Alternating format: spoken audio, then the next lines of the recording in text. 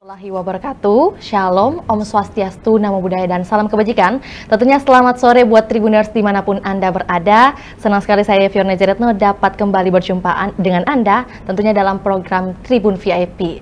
Menjadi spesial hari ini karena Vio bukan di studio Tribun Timur, melainkan di satu perguruan tinggi yang tentunya sangat bergengsi di Kota Makassar, terspesial di Indonesia bagian timur nih. Dan kita akan membahas satu topik, yaitu capaian dan tantangan realisasi visi misi Rektor Unhas bersama narasumber kita, yaitu Profesor Dr. Insinyur Jamaluddin Chompa MSc. Untuk itu langsung saja kita sapa dan berkenalan terlebih dahulu bersama narasumber kita.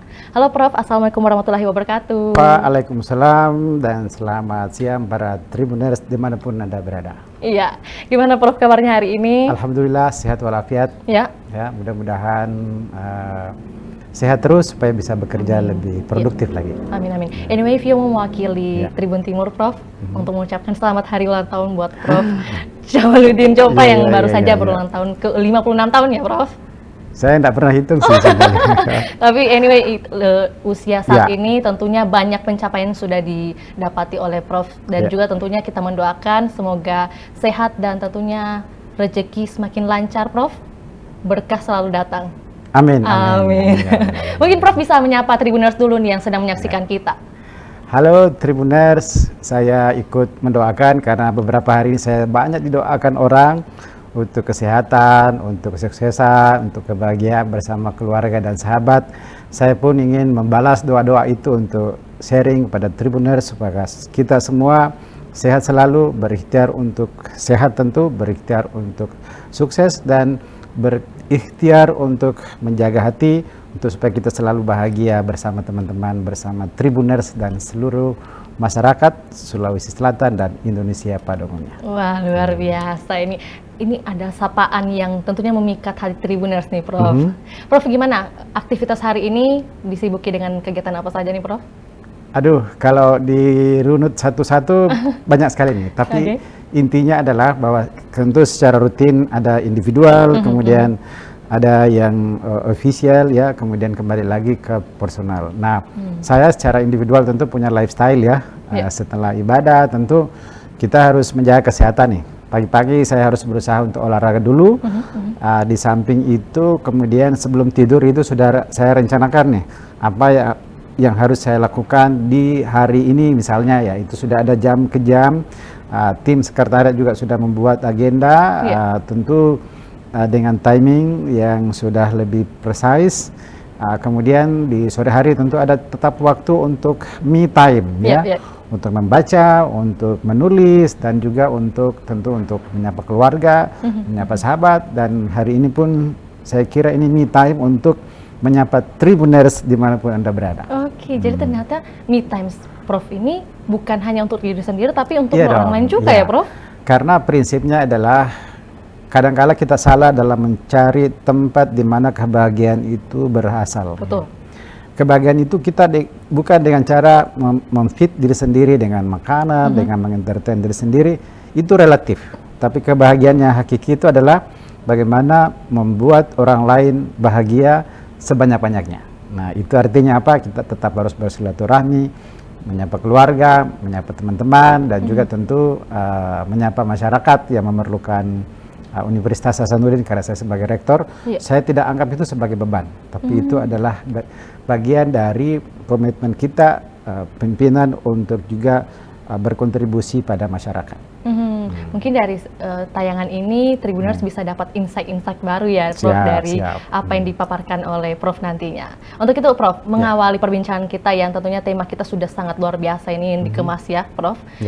Kabarnya Prof JJ ini yang kerap disapa ya, Prof JJ, silakan, punya boleh. pengalaman dan pastinya prestasi pencapaian yang sangat luar biasa Prof. Boleh dijelaskan sedikit dong kepada Tribuners bagaimana sih jenjang karir seorang Profesor Jamaluddin Chompa? Sebenarnya kombinasi dari semangat, cita-cita sejak kecil, kemudian juga barangkali bantuan teman-teman, jejaring, dan juga tentu kapasitas pada saat itu dibutuhkan oleh siapapun itu. Maksud saya adalah setiap masa itu kita punya porsi posisi untuk berkontribusi di mana kita berada. Ya, ketika dulu saya masih SD, tentu saya hanya bisa berkontribusi untuk misalnya mewakili sekolah ikut cerdas cermat, ayo juara SD misalnya ya, ikut bersama dengan teman-teman membuat murid membaca dan sebagainya itu ya. SMP tentu mulai aktif di OSIS, itu semua bagian dari meniti karier berkontribusi berperan pada masanya masing-masing. Sampai pada saat saya SMA tentu sudah mencari cara bagaimana berkontribusi pada saat kita SMA, tentu sambil belajar. Jadi di samping kita belajar tentu melihat peran-peran apa yang bisa kita perankan pada masa kita di setiap episode kehidupan itu. Masuk universitas, saya lulus di Kelautan Perikanan pada saat itu, jurusan perikanan tentu. Dan saya mulai masuk di BEM, tentu akademik jalan, tapi organisasi juga jalan, pengabdian juga jalan. Masuk di organisasi-organisasi yang relevan, misalnya HMI ya, supaya kita ada proses training belajar menjadi leaders di situ ya. Nah, semua itu mengalir sebenarnya, tapi tentu Tribuners harus tahu bahwa tidak ada yang bisa merubah nasib kita kecuali kita sendiri. Artinya apa? Kita harus berikhtiar untuk menata karir kita tentu secara strategik tapi juga tetap manusiawi. Jangan juga kemudian seluruhnya diisi, tidak ada lagi untuk teman, keluarga, entertainment, tetap harus berimbang. Nah, saya merasa bahwa apa yang saya capai saat ini sebenarnya tidaklah terlalu tidaklah terlalu seperti loncatan dari bumi ke langit ya. Tapi ini adalah suatu proses yang alamiah, di mana dalam proses itu saya tidak serta-merta tentu jadi rektor. Saya mulai dari bawah sekali, mulai dari panitia-panitia, menjadi sekretaris departemen, kemudian saya pergi sekolah, saya balik menjadi kepala pusat penelitian, saya mengabdi kepada negara waktu itu, diperbantukan di Kementerian Kelautan Perikanan, mengurusi Bank Dunia, ADB, GF, berinteraksi dengan para NGO, berafiliasi dengan berbagai macam kegiatan-kegiatan profesi, di himpunan-himpunan profesi, sampai kemudian kembali menjadi dekan di IKP, dekan di Pasar Sarjana. Kemudian ada momentum di mana tanggung jawab itu terasa semakin ketika power kita, kapasitas kita semakin meningkat, maka sebenarnya secara intuitif kita merasa I can do this ya, saya bisa melakukan ini. Sehingga kemudian saya menawarkan diri ya untuk waktu itu menjadi salah seorang alternatif. Jangan lupa alternatif, kan pasti banyak kandidat ya. Bahwa sudah saatnya saya berkontribusi untuk memajukan Universitas Hasanuddin karena sudah sampai saatnya pada level itu. Jadi bayangkan dari mengalir ya dari awal sampai saya menjadi seorang kandidat, dan alhamdulillah ini namanya takdir ya. Bahwa setelah kita berikhtiar, ada upaya bisa meyakinkan masyarakat Unhas, bisa meyakinkan pemerintah, sehingga kemudian amanah itu diberikan untuk saya jalankan. Tapi sekali lagi ini dalam konteks services, dalam konteks pengabdian diri kita untuk melakoni suatu proses kepemimpinan untuk membawa apa yang kita pimpin itu menjadi lebih baik, menjadi lebih kuat, tentu lebih bermanfaat bagi semua, termasuk tentu untuk Sivitas Akademika Universitas Hasanuddin. Oke, jadi progresnya memang begitu panjang ya, Prof. Ya, bukan serta-merta langsung mencapai jabatan ini. Masih banyak yang saya tidak sebutkan tentu ya. Yang salah satu yang sebenarnya tidak pernah saya bayangkan adalah waktu itu kita kan di Makassar nih. Ini untuk Tribuners, bukan untuk membesarkan.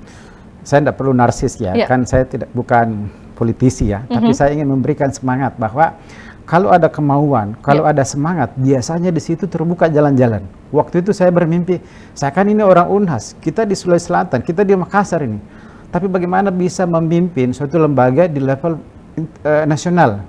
Masa sih orang Jakarta terus menjadi pimpinan? Nah, waktu itu ada perubahan keputusan Presiden untuk memodifikasi anggaran dasar Akademi Ilmu Pengetahuan Indonesia untuk membentuk dua badan otonom, namanya Dana Ilmu Pengetahuan Indonesia dan juga Akademi Ilmuwan Muda Indonesia. Akademi Ilmuwan Muda Indonesia itu adalah suatu badan otonom bentukan Presiden yang berdasarnya undang-undang, kemudian itu menghimpun ilmuwan-ilmuwan muda terkemuka Indonesia yang kemudian memilih pimpinannya. Oke. Untuk masuk ke situ itu sudah mimpi besar bagi saya. Wah, saya juga mau bagian dari situ dong. Saya dari Sulsel memang, tapi kan kita harus bisa percaya diri. Tribuners harus, walaupun ada unsur timur barat, udahlah sepanjang kita bisa berprestasi, saya bisa masuk. Dan lebih indah lagi pada waktunya itu adalah bahwa saya bisa meyakinkan teman-teman di Indonesia bahwa JJ berhak dan layak untuk menjadi ketua pertama daripada Akademi Ilmuwan Muda Indonesia. Itu ketua perdana ya, Prof? Saya ketua pertama. Dan ini saya kira adalah suatu ilustrasi ya, bahwa tidak boleh ada anak bangsa, terutama dari timur ini ya, yang merasa bahwa hanya karena kita lahir miskin lah, kemudian berada di timur lah, lalu kemudian cita-cita kita harus batasi sampai di sini saja. Saya ingin mengingatkan, untuk cita-cita, the limit is the sky. Tidak ada batasnya. Ayo cita-cita setinggi langit. Cita-cita jadi presiden. Kalau perlu menjadi presiden dunia, ya ketua Dewan Perserikatan Bangsa-Bangsa, nggak apa-apa namanya jadi cita-cita ya. Soekarno pernah bilang bahwa gantungkanlah cita-citamu setinggi langit. Kalaupun tidak tercapai, kita jatuh, maka kita berada di bintang-bintang. Saya merasakan itu. Dulu saya anak desa yang sebenarnya terlalu muluk-muluk untuk bisa bercita-cita setinggi itu. Kalau dilihat bagaimana saya sebagai anak tentara yang sudah bapak saya pensiun, bapak saya sudah almarhum. Bapak saya pensiun pada saat saya masih SMP kelas 1. Tidak ada sumber pendapatan. Maka satu-satunya sumber kehidupan adalah bekerja untuk menutupi kebutuhan keluarga. Jadi seolah-olah, wah, hancurlah saya ini. Tidak mungkin, walaupun saya selalu juara ya, tapi kan masalah ekonomi biasanya menjadi faktor utama. Gitu. Saya ingin mengatakan kepada anak Indonesia, dulu saja di mana belum ada beasiswa seperti sekarang, anak-anak desa ini bisa bangkit untuk menjadi tokoh yang walaupun saya belum hebat-hebat banget, tapi minimal rektor lumayan lah ya. Betul. Pernah ketua. Itu kalau dilihat perjalanan panjang sampai ke waktu saya SD itu seolah-olah impossible. Tapi tidak ada yang tidak mungkin, tidak ada yang impossible kalau ada semangat yang kuat di situ untuk maju meraih cita-cita. Nah, Prof, mungkin yang paling menarik yang bisa Prof bagikan lagi nih ya, bagi mahasiswa mungkin yang sedang menonton kita gitu, kan tadi Prof ada sebut ya, berorganisasi dan juga pendidikan itu harus sinkron gitu ya. Kemudian apa sih kiat-kiatnya untuk bisa membagi waktu, Prof ya, ketika berorganisasi boleh dan juga kuliah oke? Terlalu banyak waktu yang kita sia-siakan sebenarnya. Jadi jangan pernah menyalahkan waktu. Saya paling tidak suka kalau ada orang yang mengatakan tidak ada waktu. Yang terjadi justru adalah saya gagal memanage waktu. Ya, karena kan kita harus quality time ya. Jadi waktu belajar itu harus berkualitas. Waktu entertainment berkualitas. Jadi masih terlalu banyak waktu yang bisa kita share untuk berbagai dimensi kehidupan yang kita harus latih. Saya cuma ingin mengatakan sekali lagi bahwa ini harus by design, bukan by accident. Bukan tiba-tiba ujuk-ujuk saya mau jadi pimpinan misalnya di masa mendatang. Tapi tidak ada desain menuju ke sana. Kita harus tahu bahwa kita butuh berorganisasi, belajar menjadi pemimpin di semua level, tidak apa-apa ya. Nah, sekali lagi bagi Tribuners, para mahasiswa, semangat ya untuk terus belajar, bahwa tidak semua orang harus jadi direktur, itu biasa, tapi siapkan diri Anda untuk menjadi pemimpin minimal untuk unit atau tempat di mana Anda berada. Dan ini saya kira akan bisa dicapai kalau ada kemauan yang keras, tentu ada ikhtiar dan juga ada doa, dan terutama doa dari orang tua. Betul. Jadi kata kuncinya niat, usaha, dan doa ya, Prof? Betul. Oke, Prof. Dan harus banyak teman. Relasi itu penting ya, Prof? Penting sekali. Betul. Nah, Prof, ini kita sedikit melangkah lagi ke tema kita hari ini mengenai capaian dan tantangan. Tapi yang perlu Vio tanyakan dulu, Prof, adalah tantangan, Prof. Kalau dari segi mungkin individual, Prof, menanggapi tantangan menahkodai Unhas di periode 2022 hingga 2026 ini kan terhitung sudah 1 tahun, begitu ya, Prof? Hampir 1 tahun. Ya, hampir 1 tahun. Kurang 1 bulan beberapa hari ya. Pada saat April ya, Prof? April tanggal 27. Nah, apa saja nih tantangan yang sudah dirasa nih, Prof? Ya, saya tidak pernah melihat kendala atau masalah itu sebenarnya menjadi penghambat. Semua kendala, masalah itu adalah justru tantangan. Nah, memang tantangan terberat adalah ketika kita set the bar high. Artinya kita antara kondisi existing dengan yang kita ingin capai itu jauh, tinggi. Ya. Maka semakin tinggi barnya ini, semakin tinggi target ini, maka tentu semakin besar tantangannya. Betul. Seandainya saya tipe orang yang tidak mau ditantang, menerima atau membuat tantangan, maka ya jauh lebih bagus ya slow down, stagnan lah. Tapi itu tidak bagus buat Unhas. Ya. Unhas adalah universitas yang menjadi idola, harapan, benchmark, dan juga indikator, barometer kemajuan Indonesia Timur. Sehingga dari seluruh rektor-rektor sebelumnya yang sederet itu, semua merasa bahwa tanggung jawab Unhas itu bukan hanya sekedar Civitas Akademika dan alma mater dan juga alumni Unhas saja, tapi kita itu membawa panji-panji kemajuan di Timur. Ya. Sehingga ini merupakan bukan hanya beban, tapi juga penyemangat. Ayo, tidak boleh kita tinggal, harus sejajar dengan universitas-universitas yang ada di Jawa khususnya, ya. Oleh karena itu target kita memang selalu tinggi, ya, selalu tinggi. Kita tidak mau hanya bertahan menjadi terbaik di Timur, itu mah sudah dari dulu, ya. Justru kita juga berharap bahwa kemajuan Unhas ini ikut memajukan yang di Timur. Jadi kita berkolaborasi, ya. Pada hari Jumat saya paksakan menerima untuk walaupun nggak ada schedule-nya, ya, rektor dari Universitas Undana ya di Kupang, ya. Itu artinya apa? Kemauan kita untuk bagaimana kemudian Universitas Hasanuddin itu maju bergerak menjadi besar, tapi juga mengikutkan universitas lain di Timur. Ayo, ini Tribuners tidak harus merasa bahwa Unhas itu milik mahasiswa Unhas, dosen Unhas, alumni Unhas. Unhas ini untuk kita semua, untuk Indonesia Timur, untuk Indonesia, ya, bahkan untuk dunia. Sehingga semangat ini insya Allah kami akan pelihara di seluruh level pimpinan universitas, pimpinan fakultas untuk membuka diri berkontribusi pada kemajuan bangsa. Oleh karena itu, secara detail, tantangan tentu istilahnya itu devil is in the detail. Jadi seorang pemimpin itu harus tahu apa masalahnya, apa tantangannya secara detail. Ya. Saya kasih contoh saja, bahwa Unhas itu harus masuk 1000 besar dalam QS ranking misalnya. Karena kenapa? Ini indikator dunia. Ya. Kita mengajak misalnya seluruh dunia datang, ya, Amerika, Eropa, Cina dan sebagainya untuk datang ke Unhas setelah. Tapi kan dia akan lihat, loh, Unhas itu di mana? Oke, gampang dilihat di peta, googling dapat. Tapi persoalannya dia akan tanya, kualitas Unhas seperti apa? Betul. Maka indikator yang dipakai itu bukan dari pengakuan rektornya. Woi, saya ini udah hebat, kita ini hebat, ya. Dia akan melihat indikator misalnya yang ada di dunia ini. Maka ada QS ranking, ada time education, macam-macam tuh, ya. Dan di situ memiliki banyak sekali parameter yang kemudian rektor harus mengambil langkah-langkah strategis bagaimana mencapai target-target itu. Ya. Misalnya saja, ini supaya ada contoh, ya. Bahwa salah satu yang paling tinggi nilainya di dalam perankingan itu adalah reputasi internasional. Tapi bagaimana mungkin kita bisa memiliki reputasi internasional kalau dosennya misalnya tidak berstandar internasional? Dosennya tidak mampu berkomunikasi secara internasional, dosennya tidak memiliki kerjasama internasional. Itu agak detail.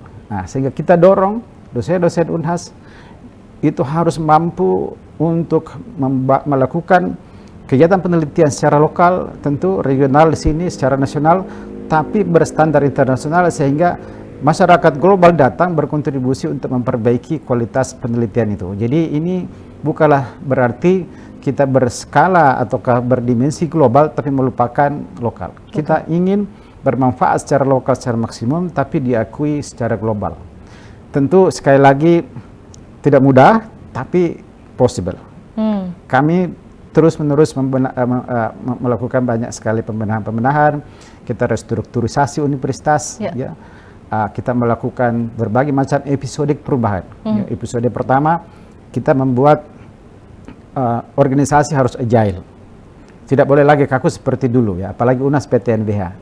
Kita agile, kita bisa kemudian berimprovisasi menyesuaikan dengan target yang ingin dicapai. Ya, sehingga banyak komponen-komponen itu yang dulu tidak ada sekarang ada. Misalnya, ada pusat pengembangan reputasi. Itu salah satu tuh inovasi di dalam pengembangan universitas.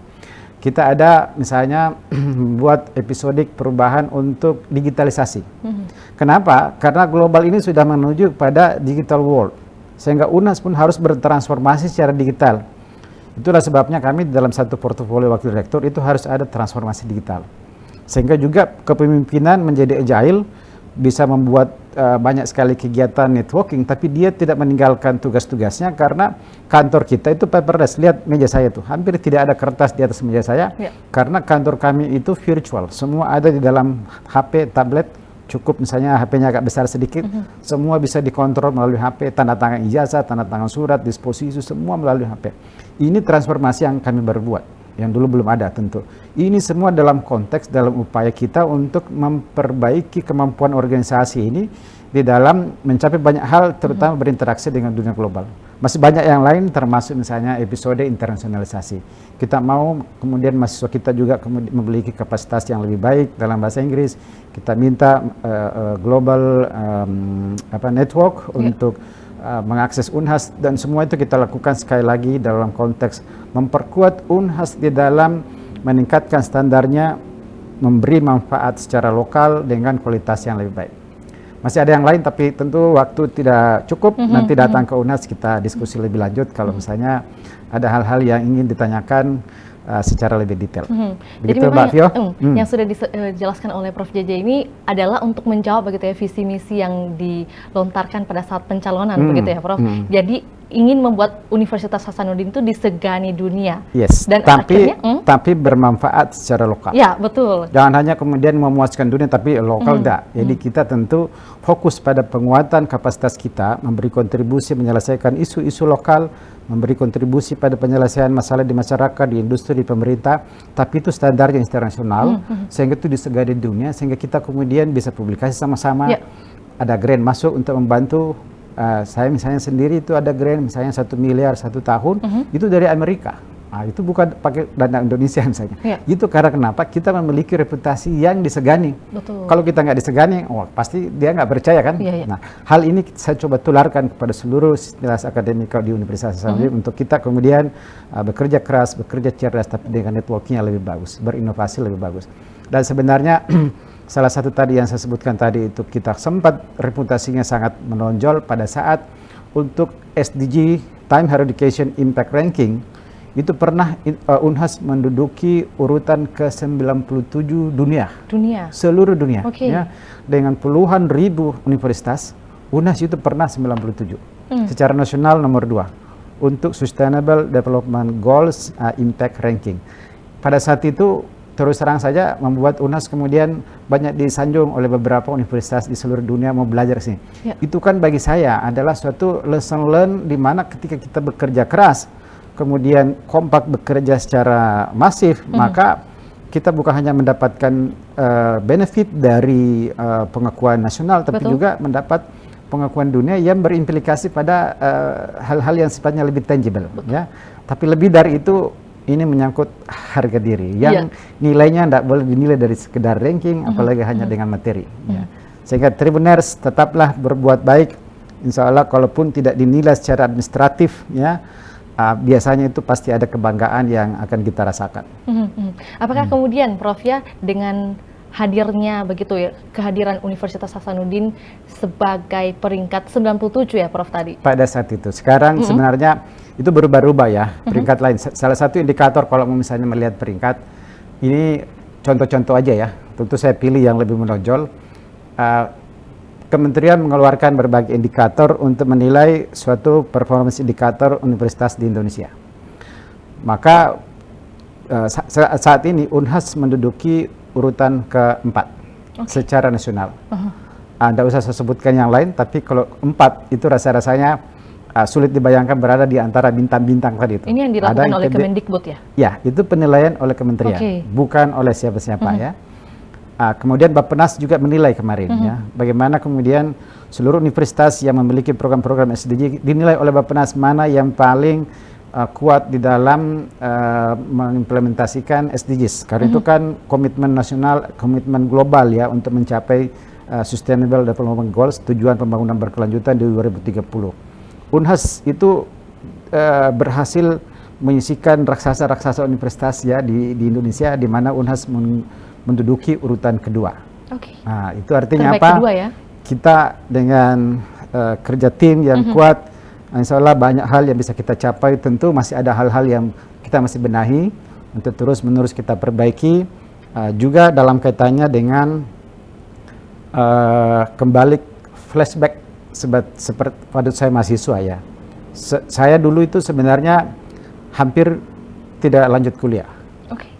Kenapa? Karena saya tidak punya beasiswa di awal-awal. Waktu itu masih sulit beasiswa. Orang tua tidak mampu, tidak ada beasiswa, mau apa lagi? Sudah pinjam teman, sudah numpang sana sini, bukan hanya numpang tidur tapi juga numpang makan ya. Sehingga itu terbekas bagi saya. Sehingga walaupun ada misalnya peningkatan BKT karena ini universitas harus besar, tapi saya tidak boleh kemudian terbawa arus di mana dulu saya miskin, sudahlah Unhas miskin aja enggak. Tapi kemudian bagi yang tidak mampu itu kita akan bebaskan dari SPP. Dan tentu pemerintah ada indikator untuk keep kuliah bagi yang tidak mampu, sehingga kita mendorong bahwa di Unhas ini harus inklusif, termasuk yang tidak mampu dan juga inklusif dalam berbagai hal. Nah, yang tidak kalah pentingnya kemudian adalah saya rasakan untuk kepemimpinan. Di kepemimpinan saya akan berusaha, walaupun ini masih dalam proses ya, karena kita harus merubah kurikulum. Di kurikulum 2013 kita buka ruang-ruang untuk memperkuat soft skill menjadi bagian dari proses akademik. Jadi anak-anak kami yang aktif di lembaga kemahasiswaan, aktif di berbagai organisasi, itu akan kita nilai, kita akan fasilitasi ya, sehingga akan mudah-mudahan akan lebih banyak hadir ya pemimpin-pemimpin yang lebih tangguh, lebih unggul daripada generasinya kami yang ada saat ini. Berarti ada korelasi dengan kampus Merdeka Belajar juga ya, Pak? Semuanya peluang itu ada, tentu peluang kampus Merdeka Belajar ini sangat bagus, membuat ruang-ruang untuk fleksibilitas, membuka ruang-ruang bagi mahasiswa kita untuk melihat dan juga merasakan di luar kampusnya sendiri sehingga terbuka wawasan. Dan seterusnya. Banyak yang mensupport dari berbagai pihak, misalnya untuk LPDP, untuk misalnya ke luar negeri, kita dorong terus, kita perkuat kapasitasnya. Juga kami punya banyak sekali kerjasama luar negeri tadi, karena dengan Unhas semakin bereputasi global, maka itu menjadi daya tarik. Hari ini saya menerima, dalam minggu ini saja, itu saya hitung-hitung tadi pagi, kalau ada pertanyaan, walaupun tidak ditanya, saya jawab saja. Tentang bagaimana sih, berapa sih misalnya jejaring Unhas yang bekerja sama dengan Unhas dalam 5-6 bulan terakhir. Itu saya hitung-hitung tadi subuh, itu jumlahnya kurang lebih dari sisi lembaga ya, itu sudah hampir 100. Banyak sekali lembaga yang kemudian datang, lembaga-lembaga global dari seluruh dunia. Ya, itu karena kenapa semangat kita diapresiasi orang bahwa kita membuka diri untuk menjadi bagian dari global player ya. Indonesia jangan lupa adalah negara besar, jangan pernah merasa negara kecil. We are number 4 in the world dari sisi populasi ya. Kita masuk G20, kita nomor 17, 16, 17 secara ekonomi, dan kita diprediksi menjadi big 3 untuk ekonomi. Artinya apa? Dunia akan melihat Indonesia ini sebagai negara besar. Jadi masyarakat generasi muda ini harus positif lah. Jangan lagi ada yang terlalu terbawa arus informasi yang membuat kita frustrasi. Ayo semangat anak muda. Bangsamu ini, bangsa kita ini, bangsa yang besar. Saya kasih contoh aja yang sudah diberikan oleh Tuhan ya. Allah Subhanahu wa taala memberikan Indonesia yang disebut dengan comparative advantage. Sesuatu yang tidak perlu diusahakan tapi Indonesia sudah nomor 1. Apa itu? Biodiversity. Indonesia is number 1 untuk global biodiversity, gabungan darat dan laut. Kalau darat saja mungkin kita kalah Amazon, tapi digabung dengan laut, kita jauh lebih besar daripada Amazon. Kita gabung darat dan laut, Indonesia nomor 1. Itu artinya apa? Dunia ke depan itu pasti membutuhkan pangan. Boleh tidak pakai HP, boleh tidak naik mobil, boleh tidak naik pesawat, tapi tidak boleh tidak makan. Oleh karena itu, ini comparative advantage. Apa sih bahasa Indonesianya? Nanti Tribuners yang cari ya. Tapi itu adalah keunggulan yang didapatkan oleh suatu bangsa, dalam hal ini Indonesia, itu karena posisi geografis, kita negara yang banyak pulau, berada di tropical area dengan luas yang sangat besar. Itulah kenapa Unhas tetap konsisten menyebut benua maritim Indonesia. Itu bukan karena lautnya, tapi benuanya ini besar, seperti halnya dengan benua-benua lain. Sekali lagi, Unhas selalu bersemangat untuk bersama seluruh lapisan masyarakat, bersama Tribuners untuk mengasah pikiran, untuk berkolaborasi untuk kemajuan masyarakat, kemajuan daerah, dan saya yakin teman-teman di Tribun ya selalu membawa informasi, membawa berita-berita segar, berita-berita positif, informasi yang mencerahkan dan juga mengedukasi masyarakat untuk tumbuh berkembang menjadi bangsa yang sehat, bangsa yang sejahtera, dan mudah-mudahan ya cita-cita pendiri bangsa ini untuk menjadikan negara Republik Indonesia ini negara yang bukan hanya berdaulat ya, tapi juga memiliki masyarakat yang adil, makmur, sejahtera, dan disegani dunia, dan Unhas siap mengawal untuk disegani dunia. Oke, sebelum kita ke closing statement nih, Saya Prof. pikir tadi udah closing. Belum ya, Belum. Prof? Okay. Jadi ada pertanyaan satu pertanyaan yang paling siap. penting, Prof. Apa saja nih yang akan menjadi mimpi begitu ya, Prof, dari seorang Prof JC untuk Unhas ke depannya? Mungkin ada sesuatu yang ingin dicapai kemudian? Sudah tertuang di dalam indikator kinerja ya yang sangat rigid dan terukur ya, mulai dari hal-hal yang sifatnya akademik, hal-hal yang sifatnya kemudian pengabdian, hal-hal yang sifatnya penguatan sumber daya manusia, alumni, kerjasama, semua itu sudah ada. Tapi yang saya kira tidak tertuang di situ adalah bagaimana kemudian Unhas ini menjadi suatu atmosfer akademik ya yang bisa menjadi tempat bukan hanya buat para dosennya, mahasiswanya, para tendik itu bersemangat bekerja karena atmosfer akademik sudah tercipta, fasilitas bagus, tapi juga bisa berkontribusi semakin signifikan untuk bangsa, untuk masyarakat sekitarnya, untuk masyarakat Makassar, masyarakat Sulsel, Indonesia Timur, dan bahkan secara nasional, sehingga kemudian kami akan selalu dikenang, kami akan selalu dianggap sebagai bagian daripada semuanya ya. Oleh karena itu tagline-nya kami itu Unhasku, itu berdimensi. Kita berharap Tribuners pun merasa bahwa itu walaupun kuliah di UMI, kuliah di UNN ya, tapi tetap menganggap bahwa Unhas itu juga adalah Unhasku. Kenapa? Ini memang bukan untuk hanya orang Unhas saya, tapi ini untuk semua. Dan saya yakin masyarakat Unhas akan bahagia karena kenapa tadi? Filosofi kehidupan pimpinannya saat ini adalah bagaimana berkontribusi semaksimal mungkin untuk kebahagiaan internal dan juga eksternal. Bahkan menjadi rahmatan lil alamin, rahmat buat alam sekitarnya. Amin. Amin.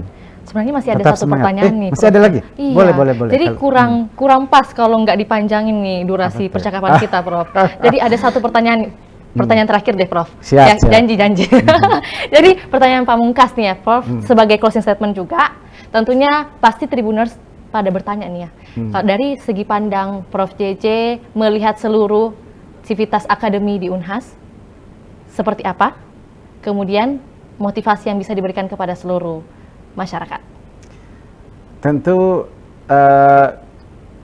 dari sisi sivitas akademik itu kan mulai dari tendik ya, mulai dari dosen, mahasiswa, tendik ya. Dosen-dosen kami adalah tulang punggung, adalah sumber energi. Mereka lah sebenarnya yang berkontribusi seperti apa Unhas saat ini dan akan kemana Unhas itu hanya di-drive oleh pimpinannya, tapi the main power itu adalah para dosen-dosennya yang luar biasa. Betul. Dedikasinya sangat tinggi, tentu dengan segala kelemahannya dan kelebihannya tentu kita terus-menerus saling mengisi ya. Sehingga saya sangat bersyukur ya memimpin universitas dengan sumber daya manusia yang sangat kuat. Unhas adalah perguruan tinggi yang memiliki jumlah profesor terbanyak di Indonesia. Ini di Indonesia loh. Walaupun jumlah dosen kita tidak lebih banyak dari UGM, tapi jumlah profesornya Unhas itu lebih banyak. Mohon maaf saya sebut UGM. Tapi itu contoh aja. Yeah. Artinya apa? Memang kualitas sumber daya manusia ini adalah juga menjadi modal yang sangat penting bagi kami. Harapan saya semoga teman-teman menjaga semangat ini, menjaga kebersamaan ini, menyatukan visi kita, misi kita, sehingga kita mendayung ya ke Pulau Harapan dengan gerakan yang seirama, arah yang seirama, sehingga energi ini kemudian bisa lebih dahsyat membawa perahu ini melaju. Kebayang kalau ada yang mengarahkan ke kiri, ke kanan, maka perahu ini pasti akan goyah, tidak akan pernah sampai ke Pulau Harapan. Mahasiswa tentu adalah anak-anak kami. Kami sangat cinta mereka, kami menganggap sebagai anak sendiri. Tentu harapan kami juga sangat besar. Kadang-kadang mungkin proses pendidikannya agak sedikit tough, agak keras. Itu bagian dari kami, cara kami menempa mereka, menempa anak-anak kita ini untuk lebih kuat lagi menghadapi perubahan-perubahan yang begitu dahsyat di luar. Sesungguhnya kami sadar betul bahwa eksternal faktor itu sangat dahsyat, perubahan sangat dahsyat, sehingga pemimpin tidak boleh diam, harus terus berinovasi, menyiapkan generasi yang lebih mampu bertahan dan juga menguasai masa depan. Kata pepatah orang Bugis, tidak ada seorang pelaut ulung lahir dari gelombang yang tenang. Jadi kalaupun di Unhas kita menerapkan banyak aturan-aturan, standar-standar yang lebih tinggi, ini bagian dari kita menempa mahasiswa-mahasiswa ini untuk menjadi yang terbaik. Kita persyaratkan misalnya bahasa Inggris yang lebih tinggi, ini semua untuk kebaikan anak-anak kami. Untuk tendik-tendik tentu kami sudah bertransformasi. Kita berharap mereka lebih profesional, bukan hanya pegawai datang pagi pulang sore dengan rutinitas, tapi inovasi untuk perbaikan pelayanan, untuk pencapaian target-target, untuk pencapaian sinergitas ini terus kita dorong untuk mereka juga terus belajar, terus mengembangkan kapasitas, terutama di dalam memelihara mentalitas dan juga tentu kekompakan. Nah, overall secara keseluruhan tentu sebagai pimpinan universitas adalah tugas kami untuk menjaga kekompakan ini di perahu besar ini sehingga Pulau Harapan yang menjadi cita-cita bisa kita capai dengan kebersamaan, dengan kebahagiaan dan juga kebermanfaatan yang lebih banyak lagi dan tidak kalah pentingnya dan dirahmati oleh Allah Subhanahu wa taala. Amin. Saya kira demikian. Lebih kurangnya mohon maaf. Assalamualaikum warahmatullahi wabarakatuh. Iya, mari kita beri aplaus dulu yang meriah buat Prof. JJ. Jadi yang nyantol di pikiran Vio ini adalah kata-kata ya Prof, bagaimana mendayung ini harus seirama hingga energi-energi itu bisa terkumpul dan mencapai tujuan harapan itu ya. Oke Prof, terima kasih banyak Prof atas waktunya sudah mau berbagi kepada Tribuners dan tentunya sehat dan sukses selalu Prof. Anytime. Oke, thank you. Terima kasih juga kepada Tribuners yang masih setia hingga saat ini. Jangan lupa untuk saksikan program dari Tribun Timur lainnya. Untuk itu saya Fiona Jeretno mewakili narasumber kita dalam hal ini Prof. JJ dan juga tim pamit undur diri. Assalamualaikum warahmatullahi wabarakatuh. Sampai jumpa.